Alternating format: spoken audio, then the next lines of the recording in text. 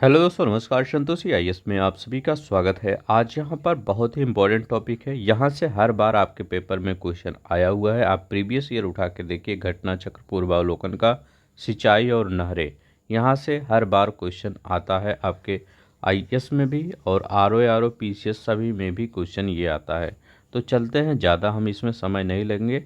ठीक है, आपको एक शार्ट नोट्स के थ्रू पूरा घटना चक्र इस टॉपिक का समझा देते हैं। ठीक है, जो लोग नए होंगे इतना जान लीजिए, हमारे इस चैनल पर आपको जितने भी घटना चक्र है उसका ये आपको हैंड रिटन नोट्स क्रिएट किया जाता है उसी घटना चक्र का। इसलिए क्रिएट किया जाता है ताकि आपको पढ़ने में आसानी हो, आप बार बार रिवीजन कर सकें इस नोट्स के थ्रू। ठीक है, जब बार बार रिवीजन करेंगे तो उसमें आपको भूलने का चांस कम रहेगा। सिर्फ आपको इतना करना होगा, इस नोट्स को पढ़ने के बाद आप जाइए पेपर को सॉल्व करिए, मतलब जो घटना चक्र है उसके क्वेश्चन को सॉल्व करिए, आपको काफ़ी कॉन्फिडेंस आएगा। ठीक है, ये सभी क्वेश्चन जो लिखे गए हैं ये सभी कहीं किसी न किसी पेपर में आए हुए हैं। ठीक है, तो चलते हैं, हम शुरू करते हैं। इसका पीडीएफ डाउनलोड करके सिर्फ आपको 10 मिनट पढ़ना है, आपका उस टॉपिक का घटना चक्र पूरी तरह से तैयार हो जाएगा। लेकिन मेरे पढ़ाने के बाद, क्योंकि जब मैं पढ़ा दूंगा तो आपको पता चल जाएगा कौन सी चीज़ें कैसे लिखी गई है। ठीक है, तो चलते हैं, हम शुरू करते हैं बिना किसी देरी के। अगर आपको अच्छा लगेगा तो प्लीज़ लाइक, सब्सक्राइब, शेयर ये सब कर दीजिएगा। ठीक है, अब देखते हैं, आज सिंचाई की बारे में बात करते हैं। अगर हम देखते हैं कि हमारे भारत में किस चीज़ से सबसे ज़्यादा सिंचाई की जाती है, तो भारत में हमारे सबसे ज़्यादा सिंचाई नलकूप से की जाती है। अब पूछेंगे ये नलकूप होता क्या है। ठीक है, नलकूप नाम शब्द ये कैसा है, तो आप जैसे सभी लोग देखे होंगे नलकूप क्या होता है। मतलब एक ट्यूबवेल होती है, बोरिंग की जाती है, गांव में देखे होंगे बोरिंग की जाती है, वहाँ से नीचे पाइप डाला जाता है, उसी पाइप के थ्रू एक मोटर होता है, उसी मोटर को चलाया जाता है, फिर जाके निकलता है। मैं इसका एक फिगर भी लाया हूँ, आपको शायद दिखाता हूँ। ये देखिए, यहाँ पर ये नलकूप है। ऐसे बहुत से गांव में नलकूप होते हैं, और ये देखिए यहाँ से पानी आपके खेतों में जा रहा है। ठीक है, तो ये कितना सुंदर दृश्य है। तो यही है नलकूप। अगर देखा जाए भारत में सबसे ज़्यादा अगर किसी चीज़ से सिंचाई होती है तो वो नलकूप से होती है। लगभग 48.51% भारत में नलकूप से ही सिंचाई होती है। प्लस कुएं से अगर 15% जोड़ और दिया जाए तो 63%, 63.94% ये नलकूप तथा कुएं से ही सिंचाई होती है। अब देखिए यहाँ पर नहर से दूसरा सिंचाई का सबसे बड़ा साधन कौन सा है, नहर है। नहर, जैसे नहर, ये देखिए मैं एक नहर का भी फोटो लाया हूँ। ये देखिए नहर का ये पुल है, इसी के नीचे जो नहर ये बह रही है इससे भी सिंचाई होती है। तो जिसके इसके किनारे जितने भी खेत होते हैं वो तो लगभग आसानी से इसके किनारे के उधर भी जो खेत होते हैं, मतलब जैसे नहर ये बह रही है यहाँ खेत तो आराम से सींच लेता है, यहाँ भी खेत आराम से इसको नालियाँ बना के यहाँ पर सिंचाई कर लेता है। ठीक है, तो दूसरा कौन सा है, नहर से। इसके बाद टैंक से भी सिंचाई होती है, और अन्य साधन से भी इसकी सिंचाई होती है 10%। ठीक है, तो चलते हैं, अब हम देखते हैं। ये तो हो गया कि कौन से चीज़ों से सिंचाई होती है। तो सबसे ज़्यादा नलकूप से सिंचाई होती है हमारे भारत में। अब देखिए, भारत में अगर सिंचाई परियोजनाओं का वर्गीकरण करें तो कौन कौन सी सिंचाई, देखिए 3 प्रकार की सिंचाई परियोजनाएं हमारे भारत में चलती हैं। एक लघु सिंचाई परियोजना चलती है, एक मध्यम सिंचाई परियोजना चलती है, और एक बृहद सिंचाई परियोजना, मतलब बड़ी जो बहुत होती है उसकी चलती है। अगर मैं आपसे पूछूं कि आप बताइए कि अगर लघु सिंचाई परियोजना है उसमें कितने हेक्टेयर तक की भूमि की सिंचाई मानी जाती है, थी क्वेश्चन पूछा गया है, कितने हेक्टेयर तक की भूमि। तो याद रखेंगे 2000 हेक्टेयर या उससे कम की जब सिंचाई होती है तो वहाँ पर लघु सिंचाई परियोजना का नाम दिया जाता है। ठीक है, किसका, लघु सिंचाई परियोजना का नाम दिया जाता है। यहाँ पर किसी से भी हो सकती है, कुआं, नलकूप, पंप सेट, तालाब, ड्रिप सिंचाई, स्प्रिंकल यानी अभी ड्रिप सिंचाई सिंचाई या स्प्रिंकल ये बताते हैं। इस पर इधर ड्रिप सिंचाई बहुत बार पूछा जाता है पेपर में, क्योंकि ये सब ट्रेंडिंग टॉपिक है। ड्रिप सिंचाई, स्प्रिंकल। ड्रिप सिंचाई क्या होती है, तो ये ड्रिप सिंचाई जो होती है, ऐसे आपका पूरी पाइप ऐसे लगा दी जाती है, ठीक है। पाइप, ये मान लीजिए पाइप है, इसी में थोड़ा सा हल्का हल्का होल कर दिया जाता है इस साइड। तो क्या होता है, जब पानी इसी में डाल दिया जाता है इसी में, और ये धीरे धीरे इसी से रिसता रहता है एक एक बूंद।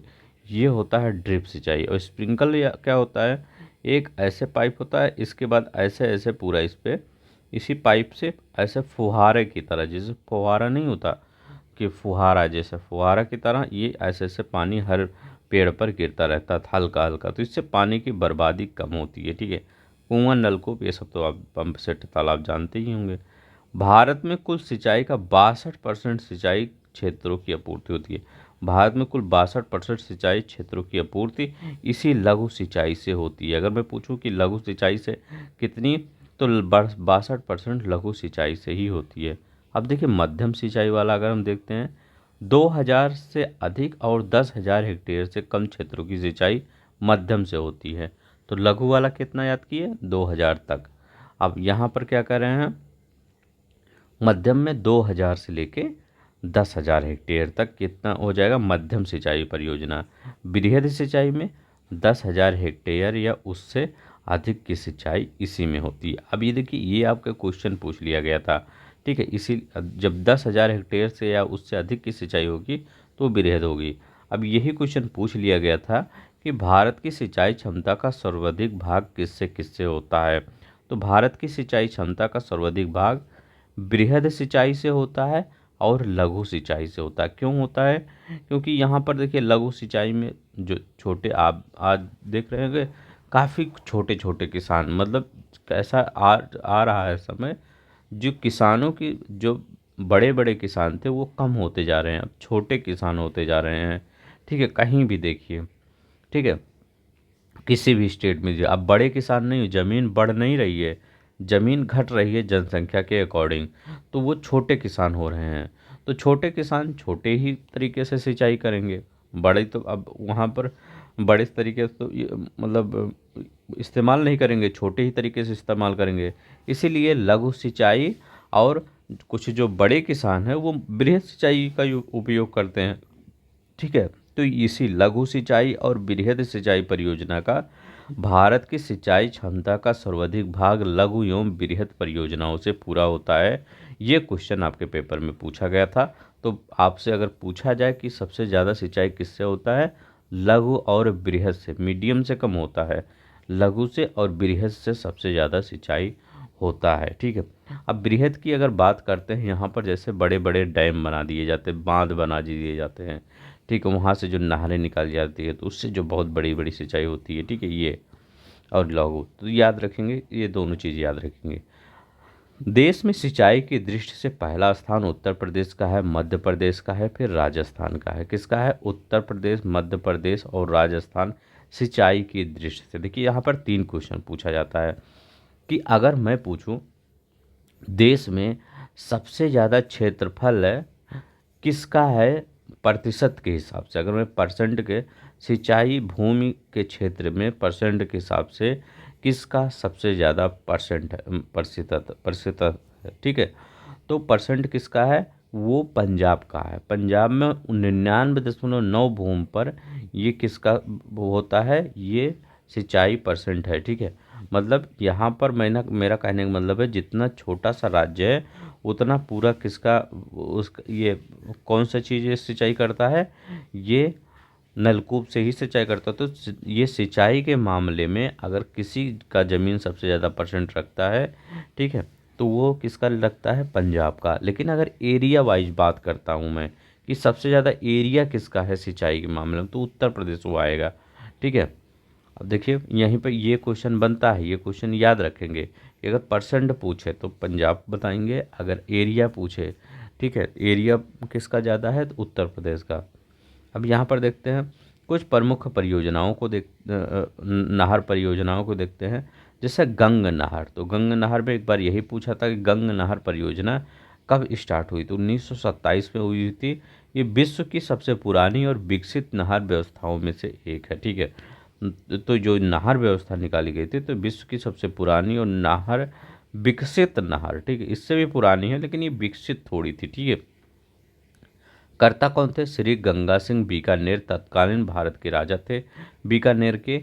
उस उन्होंने ही इस नहर का निर्माण करवाया था। उद्गम कहाँ होता है? सतलुज नदी से फिरोजपुर के निकट हुसैनी वाला से इसका उद्गम होता है। ठीक है, ये तो गंग नहर के।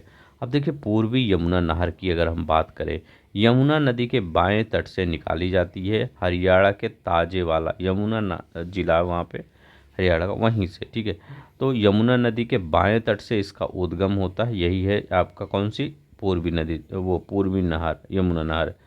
मुख्य नहर की लंबाई 197 किलोमीटर है। 1830 के पुनरुद्धार के पश्चात प्रथम बार चालित ताजेवाला जल से लगभग 3 किलोमीटर ऊपर हथनी कुंड बैराज का निर्माण करवाया गया है। तो ये जो वहाँ से उद्गम होता है इसका, मान लीजिए यहाँ पर उद्गम हो रहा है। ठीक है, यहाँ से 3 किलोमीटर ऊपर की जहाँ पर हथनी कुंड, किसका? हथनी कुंड बैराज। हथनी कुंड बैराज के बारे में पूछा जाता है, तो हथनी कुंड बैराज का निर्माण हुआ है। तो हथनी कुंड बैराज का निर्माण किस नहर पर हुआ है? तो पूर्वी यमुना नहर बताएंगे। ठीक है, क्या बताएंगे? पूर्वी यमुना नहर बताएंगे। अब देखिए ऊपरी गंगा नहर। ठीक है, ये सब पश्चिमी उत्तर प्रदेश के ये नहर हैं, वहाँ पर इन सबसे सिंचाई होती है। ठीक है, अब देखिए ऊपरी गंगा नहर के बारे में देखते हैं। निर्माण वर्ष 1842 में हुआ था। इसका परियोजना के जनक कौन थे? सर पीटी काटले इस परियोजना के जनक थे। ऊपरी गंगा नहर पहली बार निकासी 8 अप्रैल 1854 में। ठीक है, ये सब नहीं पूछेगा, उद्गम पूछेगा।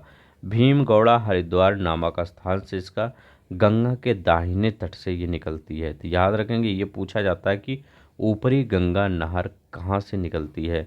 तो गंगा के दाहिने तट से। ये अलीगढ़ हुआ और आपका ये आगरा हुआ, यहाँ सब सिंचाई किया जाता है ऊपरी गंगा नहर से। ठीक है, मुख्य नहर की लंबाई 298 किलोमीटर है। नहर प्रणाली की कुल लंबाई 6496 किलोमीटर है। ठीक है, ये याद रखेंगे। अब देखिए भारत की सबसे बड़ी नहर परियोजना है।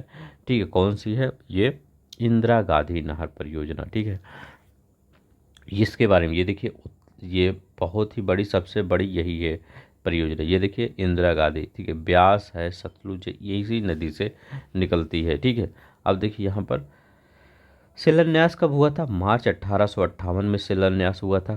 कौन किया था? गोविंद बल्लभ पंत। उस समय के ये गृह मंत्री थे गोविंद बल्लभ पंत। ठीक है, तो उन्होंने ही इसका क्या किया था? शिलान्यास किया था। हरके उद्गम हरके बांध से हुआ था। हरके बांध मतलब सतलुज और ब्यास नदियों के संगम पर पंजाब में यह है। तो सतलुज और ब्यास नदियों के संगम पर। ठीक है, और रावी भी इसमें है। ठीक है, जल प्राप्त करता है सतलुज से, ब्यास से संगम पर है, और रावी से भी ये जल प्राप्त करता है। तो ठीक है, तो इसका उद्गम कहाँ से? हरके बांध से है, पंजाब में सतलुज ब्यास के नदियों पर। लेकिन जल प्राप्त करता है सतलुज, ब्यास और रावी से।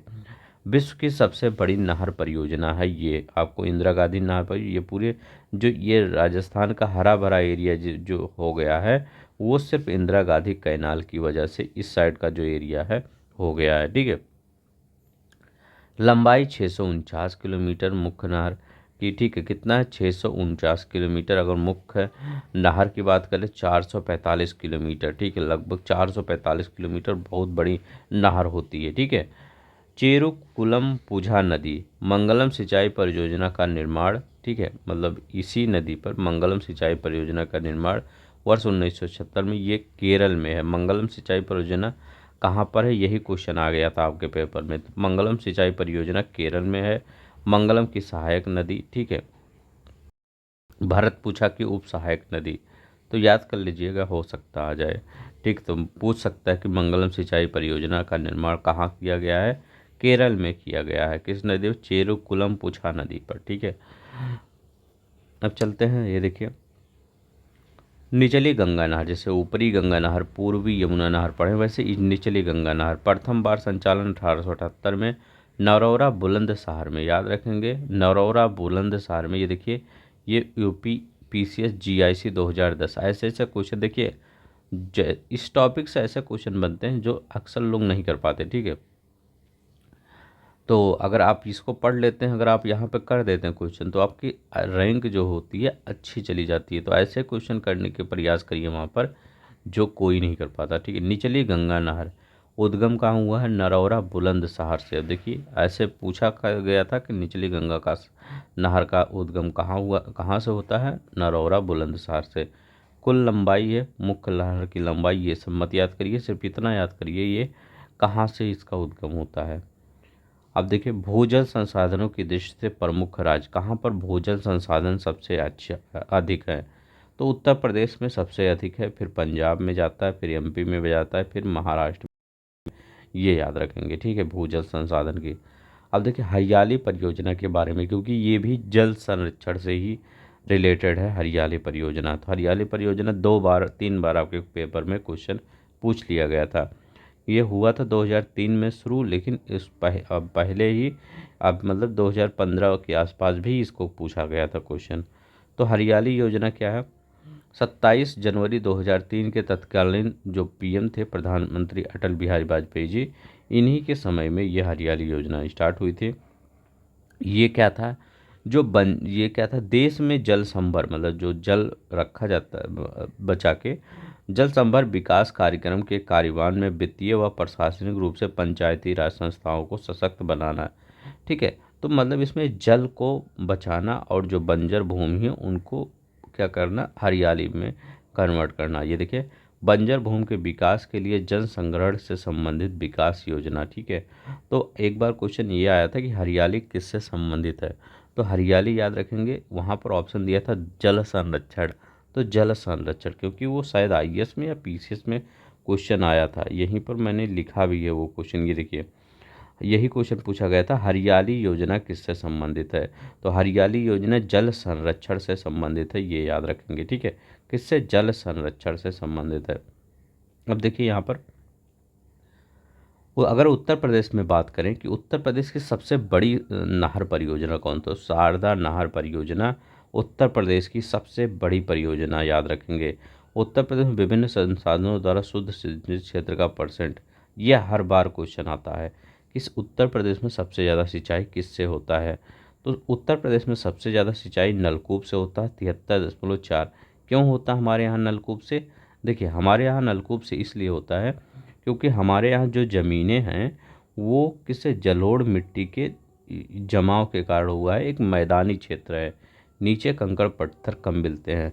तो जो बोरिंग होती है वो आसानी से हो जाती है, और वहाँ से क्योंकि ये गंगा यमुना इसी का दोआब है, तो पानी भी आराम से निकल जाता है, आसानी से निकल जाता है। ये देखिए पानी भी आसानी से निकल जा रहा है, तो इसीलिए हमारे यहाँ नलकूप। अब ऐसा दक्षिण भारत में नहीं है, क्योंकि वहाँ पर जो ज़मीन है वो पथरीली है, वहाँ पर जो बोरिंग करना बहुत ही टफ है, ठीक है। पहला तो ये हो गया, वहाँ पर बोरिंग करना बहुत टफ है।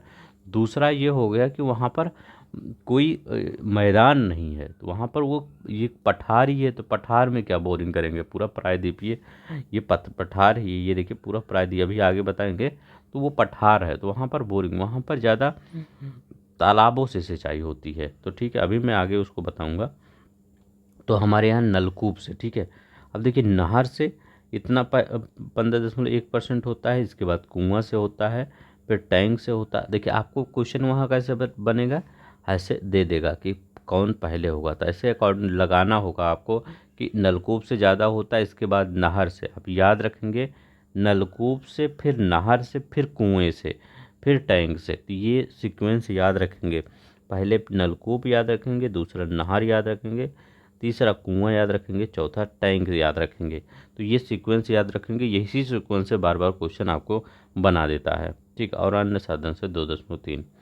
तो नलकूप, नहर, कुआं, टैंक, ठीक है, ये याद रखेंगे। अब देखिए यहाँ पर कुछ परियोजनाएं देखते हैं। जैसे आंध्र प्रदेश में एक नहर परियोजना है, ठीक है, पट्टी सीमा परियोजना, सिंचाई परियोजना है, कृष्णा और गोदावरी नदी पर है, ठीक है, पट्टी सीमा परियोजना। ये सब क्वेश्चन, जितने भी क्वेश्चन दिए हैं ये सब पूछे गए हैं, ठीक है। अब इसीलिए मैं कहता हूँ इसको करने के बाद आप जाइए वहाँ पर क्वेश्चन आंसर करिए। अब देखिए यहाँ पर घाट प्रभा परियोजना कहाँ पर है? कर्नाटक में। घाट प्रभा परियोजना कहाँ पर है? ये कर्नाटक में है घाट प्रभा परियोजना, ठीक है। महाराष्ट्र नीरा नहर परियोजना है, नीरा नहर परियोजना कहाँ पर है? ये महाराष्ट्र में पड़ जाता है। उकाई परियोजना कहाँ है? उकाई परियोजना गुजरात में है, याद रखेंगे। उकाई परियोजना कहाँ है? गुजरात में। जवाई परियोजना कहाँ पर है? जवाई परियोजना लूनी की सहायक नदी जवाई पर है। तो ये जवाई क्या है? एक नदी है। किसकी सहायक नदी है? जवाई की है, वो लूनी की सहायक नदी है। और ये परियोजना राजस्थान में है। तो यहाँ पर कौन कौन सी परियोजना? जवाई परियोजना राजस्थान में, उकाई परियोजना गुजरात में, ये मिलाने को आया था। घाट प्रभा परियोजना कर्नाटक में, नीरा नहर परियोजना महाराष्ट्र में, नीरा नहर परियोजना पट्टी सीमा परियोजना कृष्णा गोदावरी पर आंध्र प्रदेश में है। ये याद रखेंगे। चलते हैं। हाँ, अगर आपको पसंद आ रहा होगा तो प्लीज़ लाइक शेयर सब्सक्राइब कर दिया करिए, ठीक है। प्रायद्वीपीय भारत में सिंचाई का मुख्य साधन तालाब है। प्रायद्वीपीय भारत में सिंचाई का मुख्य साधन क्या है? तालाब है। क्यों? अभी हमने बताया, क्योंकि वहाँ पर पठारी एरिया ज़्यादा है, जो कि वहाँ पर ये बोरिंग जो होता है ये नहीं हो पाता, ठीक है। यहाँ की अधिकांश नदियाँ मौसमी हैं, याद रखेंगे। यहाँ की अधिकांश नदियाँ क्या हैं? मौसमी हैं। जब बरसात होती है बहती हैं, इसके बाद फिर सूख जाती हैं, ठीक है।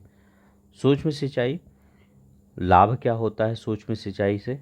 अब देखिए, मृदा में उर्वरक पोषक तत्वों की हानि कम की जा सकती है। सूक्ष्म सिंचाई मतलब जो ड्रिप सिंचाई होती है, स्प्रिंकल सिंचाई होती है, अभी इसके बारे में डिटेल रखें आगे, ठीक है। इसमें कुछ क्षेत्रों में भौम जल स्तर को कम होने से रोका जा सकता है। जब पानी कम निकालेंगे तो नीचे, जाहिर सी बात है, नीचे का पानी कम होगा। अब देखिए, त्रिवेणी नहर की बात कर लेते हैं। ये बीपीएससी वालों के लिए इम्पोर्टेंट है। बिहार के क्षेत्र में इसका सिंचाई होता है। इससे गंडक नदी से निकाली गई है। पश्चिमी चंपारण जिले में स्थित है त्रिवेणी नहर परियोजना, ठीक है। अब देखिए, ये 3 कार्यक्रम चलाए गए थे। किसके द्वारा? भारत सरकार के द्वारा। सूखा प्रवणता क्षेत्र कार्यक्रम डीपीएपी, मरुस्थल विकास कार्यक्रम DDP, integrated wasteland development programme IWDP. ये तीनों कार्यक्रम चलाए गए थे भारत सरकार के द्वारा। अब देखिए, इन तीनों कार्यक्रम में हुआ क्या था? ये तीनों कार्यक्रम भूमि संसाधन विभाग द्वारा चलाए जा रहे हैं। इन्हें फरवरी 2009 में एक परिवर्तित कार्यक्रम इंटीग्रेटेड वाटरशेड मैनेजमेंट प्रोग्राम के अंतर्गत कार्यान्वित किया जा रहा है। किसके अंतर्गत? इंटीग्रेटेड वाटरशेड मैनेजमेंट प्रोग्राम के अंतर्गत। अब देखिए, यहाँ पर क्या है? भूमि संसाधन विभाग ग्रामीण विकास मंत्रालय का एक विभाग है। कौन सा? भूमि संसाधन जो विभाग है, ये किसका? जो भूमि संसाधन विभाग किसका है? ग्रामीण विकास मंत्रालय का एक विभाग है, याद रखेंगे, ठीक है। अब देखते हैं फरक्का बैराज। फरक्का बैराज निर्माण 1975 में हुगली नदी के सिल्ट जमाव को रोकने के लिए होता है, ठीक है। तो फरक्का बैराज का जब निर्माण होता है हुगली नदी के, ठीक है, किसके जमाव को रोकने के लिए हुआ था? जो हुगली नदी बह रही थी उसी में सिल्ट जमाव के रोकने के लिए हुआ था, ठीक है। फरक्का नदी का जलवाहन क्षमता 40,000, याद रखिएगा, 40,000 क्यूसेक है। ये आईएएस में क्वेश्चन पूछा गया था कि फरक्का नहर का जल वहन क्षमता कितना है? 40,000 क्यूसेक, ठीक है।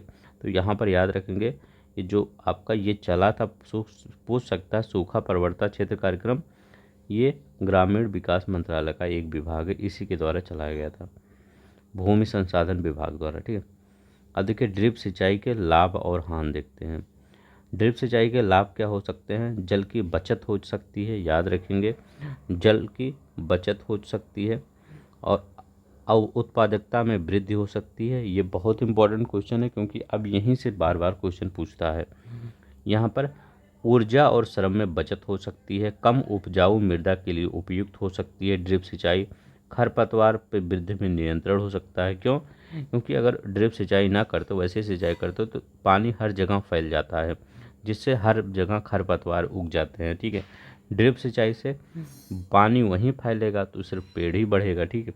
मृदा अपरदन नहीं होता, उर्वरक की क्षमता में वृद्धि होती है। तो ये याद रखेंगे हर बार आपको, अगर पेपर में भी लिखने के बजाय मेंस में भी, तो आप लिखिए ये ऊर्जा और श्रम की बचत होती है, कम उपजाऊ मृदा के लिए उपयुक्त होती है, खरपतवार में वृद्धि नियंत्रण कर सकता है, मृदा अपरदन नहीं होता, उर्वरक क्षमता में वृद्धि होती है। उर्वरक क्षमता मतलब कोई भी आप कीटनाशक डालते हैं वो ज़्यादा काम करेगा, ठीक है। हानि क्या होती है? मृदा लवणता में समस्या उत्पन्न करती है, ये याद रखेंगे। क्या? मृदा लवणता में समस्या कौशल की ज़रूरत इसमें पड़ती है। ऐसा नहीं कि जिससे हम सब बोरिंग किए, पानी निकाल के नाले में डाल दिए, वो पूरी सिंचाई कर दे रहा, ऐसा नहीं होता। इसमें क्या होता है, कौशल की ज़रूरत पड़ती है, ठीक है, मतलब तकनीकी की कि कैसे करना है। तो आर्थिक समस्याएं भी होती हैं, थोड़ी महंगी पड़ती हैं, इसलिए लोग नहीं यूज करते हैं, ठीक है। ये थोड़ा सा इसके कॉज है, ठीक है, तो ये याद रखिएगा ड्रिप सिंचाई के, ठीक है। तो ये मतलब ये याद रखेंगे, यहीं से क्वेश्चन पूछेगा। माला नहर तंत्र प्रस्तावित किया था कैप्टन दिनसा ने दस्तूर ने दिस्ता जे दस्तूर ने, जबकि नदी जोड़ो का पहली बार विचार विश्वरैया ने दिया था। तो न सरकार ने माला परियोजना एक्सेप्ट किया, न नदी जोड़ो, ठीक है। नदी जोड़ो कुछ जगह एक्सेप्ट हुआ है, लेकिन ये माला नहीं। तो ये प्रस्तावित किया था कैप्टन दिनसा जे दस्तूर ने, ये क्वेश्चन पूछ लिया गया था, इसलिए हमने भी यहाँ रख दिया है। जबकि नदी जोड़ो परियोजना विश्वेश्वरैया ने दिया था। भारत में सिंचाई व्यवस्था का अग्रदूत सर आर्थर कॉटन को बताया जाता है। किसको? सर आर्थर कॉटन को सिंचाई व्यवस्था का अग्रदूत माना जाता है, ठीक है, ये याद रखेंगे। अब देख लेते हैं यहाँ पर PWT परमानेंट विल्टिंग पॉइंट, ठीक है। तो ऐसे ही आपके पेपर में जब टफ बनाना रहेगा तो ऐसे ही क्वेश्चन पूछता है कि परमानेंट विल्टिंग पॉइंट क्या है या PWP क्या है, ठीक है। तो वहाँ पर कई ऑप्शन, एक पेड़ का नाम है, एक अनाज का नाम है, एक ट्रेन का नाम है, मतलब ऐसा कुछ बहुत चीज़ें दे सकता है। तो आपको बताना होगा कौन कौन सी चीज़ें हैं। अगर आप पढ़े रहेंगे तो आप बता देंगे। इसीलिए मैं हर चीज़ लाता हूँ ताकि जब आप पेपर दे के आएँ, मेरा नोट्स मिलाएँ, आपको पता चले कि हाँ यहाँ से क्वेश्चन आया हुआ है। इस मिट्टी में पानी की न्यूनतम मात्रा इंगित करता है PWT, जिसके अभाव में पौधे मुरझाने लगते हैं। किसके? इसी के अभाव में पौधे मुरझाने लगते हैं। PWP जीवन रक्षक अथवा बचत सिंचाई को इंगित करता है। क्या करता है? जीवन रक्षक अथवा बचत सिंचाई को इंगित करता है PWT, ठीक है। तो परमानेंट वेल्टिंग पॉइंट क्या होता है? मिट्टी में पानी की न्यूनतम मात्रा को इंगित करता है। और ये जैसे क्या होता है, गर्मियों के दिनों में ज़मीन सूख जाती है, इसके पानी भी चले जाते हैं, तो पौधे क्या होते हैं, मुरझाने लगते हैं। तो वही होता है कि ये बताता है PWT की सिंचाई कीजिए, ठीक है, कि उसमें सिंचाई की ज़रूरत है, ठीक है। तो जीवन रक्षक अथवा बचाव सिंचाई को PWT कहते हैं, ठीक है। तो बस इतना ही अगर आप पढ़ लेते हैं, पूरा क्वेश्चन कर देंगे। जितना भी आपके घटना चक्र में क्वेश्चन आया हुआ है सब कुछ कर देंगे। अब एक बार जाइए, जितने भी घटना चक्र के क्वेश्चन हैं उनको सॉल्व कीजिए, ठीक है, काफ़ी आपको कॉन्फिडेंस आएगा, ठीक है। तो ये सब कुछ फैक्ट हैं, इनको एक दो बार, अब इसको 27-28 मिनट का वीडियो 15 के 2 के स्पीड में देखेंगे तो इसमें लगभग 15-16 मिनट में ख़त्म हो जाएगा। तो बार बार एक ही टॉपिक को रिवीजन कर सकते हैं, बार बार आप बिना बुक ओपन किए, ठीक है। सिर्फ बुक ओपन करिए क्वेश्चन सॉल्व करने के लिए, ठीक है। तो धन्यवाद, नमस्कार, जय हिंद, जय भारत।